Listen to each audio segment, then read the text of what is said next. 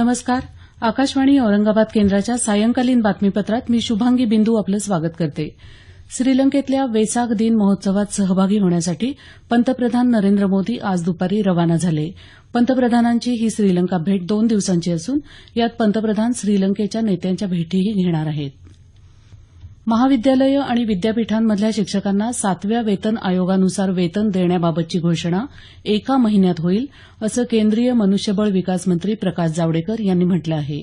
अखिल भारतीय विद्यापीठ शिक्षक संघाच्या एका प्रतिनिधी मंडळानं काल जावडेकर यांची भेट घेतली त्यावेळी त्यांनी हे आश्वासन दिलं.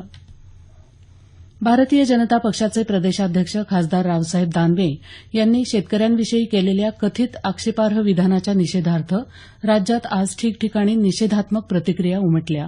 वाशिम कृषी बाजार समितीसमोर आज शिवसेनेच्या वतीनं प्रतिकात्मक जोडे मारो आंदोलन करण्यात आलं तर मंगरूळ पीर कृषी उत्पन्न बाजार समितीमध्ये दानवे यांच्या पुतळ्याचं दहन करण्यात आलं असं आमच्या वार्ताहरानं कळवलं आहे. उस्मानाबाद, यवतमाळ, अहमदनगर, पैठण, नांदेड आणि नाशिक इथेही शिवसेनेच्या कार्यकर्त्यांनी दानवे यांच्या पुतळ्याचं दहन केल्याचं आमच्या वार्ताहरांनी कळवलं आहे. मात्र आपण शेतकऱ्यांना उद्देशून अपशब्द वापरले नाहीत असं सांगत शेतकऱ्यांचं दुःख आपण जाणतो आणि शेतकऱ्यांची मनं दुखावली असल्यास दिलगिरी व्यक्त करतो असं रावसाहेब दानवे यांनी एका पत्रकाद्वारे स्पष्ट केलं आहे. राज्यातल्या शिक्षण संस्थांकडून होणाऱ्या बेसुमार फी वाढीला आळा घालण्यासाठी राज्य सरकार लवकरच कायदा करणार असल्याची माहिती शिक्षण मंत्री विनोद तावडे यांनी दिली आहे. काल पुण्यामध्ये एका कार्यक्रमात बोलताना त्यांनी ही माहिती दिली. शिक्षण क्षेत्राचं बाजारीकरण झाल्याबद्दल आणि शिक्षण संस्था मनमानी पद्धतीनं फी घेत असल्याबद्दल चिंता व्यक्त करून येणाऱ्या कायद्यामुळे या अपप्रवृत्तीला आळा बसेल असं मत तावडे यांनी व्यक्त केलं.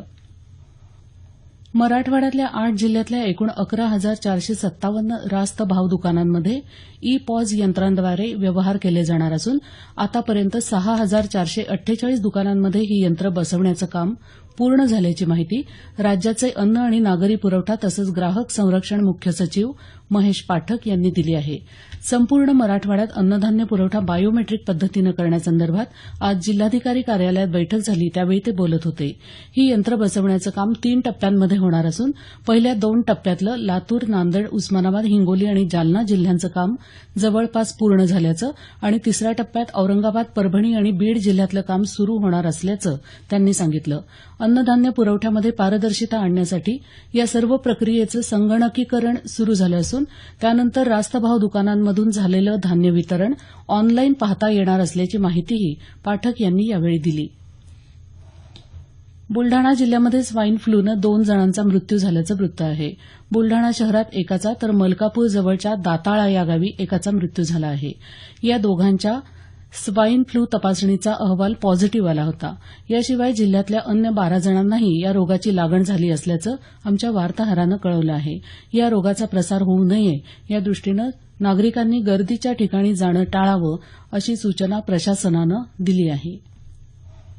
किनारपट्टीवर सुरू असलेल्या आणि नव्यानं सुरू होणाऱ्या उद्योगांना मेरीटाईम बोर्डानं पूर्ण सहकार्य करावं असे निर्देश मुख्यमंत्री देवेंद्र फडणवीस यांनी दिले आहेत. मेरीटाईम बोर्डाची 72वी आढावा बैठक आज मुख्यमंत्र्यांच्या अध्यक्षतेखाली झाली त्यावेळी ते बोलत होते. किनारपट्टीवरील उद्योग वाढण्याची गरज असल्याचं मत व्यक्त करत त्यासाठी नव्यानं येणाऱ्या उद्योगांना सर्व आवश्यक सुविधा पुरवल्या गेल्या पाहिजेत असं मुख्यमंत्री यावेळी म्हणाले. सोलापूर इथल्या सिद्धेश्वर सहकारी साखर कारखान्याला आज लागलेल्या आगीमध्ये कारखान्यातल्या काही साहित्याचं नुकसान झाल्याचं वृत्त आहे. अग्निशमन दलानं काही वेळातच या आगीवर नियंत्रण मिळवलं असल्याचं आमच्या वार्ताहरानं कळवलं आहे. आदिवासी आश्रमशाळेत किंवा आदिवासी वसतिगृहात प्रवेश घेणाऱ्या विद्यार्थ्यांना देण्यात येणारा या योजनेचा आर्थिक लाभ यावर्षी थेट त्यांच्या बँक खात्यात जमा करण्यात येणार असल्याची माहिती एकात्मिक आदिवासी विकास प्रकल्प अधिकारी गजानन फुंडे यांनी आज औरंगाबाद इथं बोलताना दिली. कालपासून नवी दिल्ली इथं सुरू झालेल्या आशियाई कुस्ती अजिंक्यपद स्पर्धेत भारताच्या हरप्रीत सिंहनं कांस्य पदक जिंकलं. 80 किलो वजन गटात हरप्रीतनं चीनच्या जून जीनाला पराभूत केलं. याबरोबरच हे बातमीपत्र संपलं. आमचं यानंतरचं बातमीपत्र उद्या सकाळी 6:50 वाजून